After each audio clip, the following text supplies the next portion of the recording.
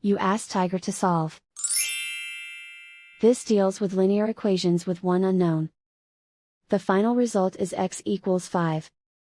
Let's solve it step by step. Group all x terms on the left side of the equation. Subtract x from both sides. Group like terms. Simplify the arithmetic. Group like terms. Simplify the arithmetic. Group all constants on the right side of the equation. Add 6 to both sides.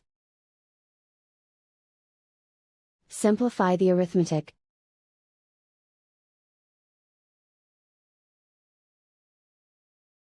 Isolate the x.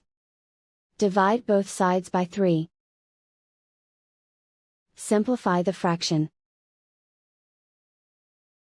Find the greatest common factor of the numerator and denominator. Factor out and cancel the greatest common factor. And so the final result is x equals 5.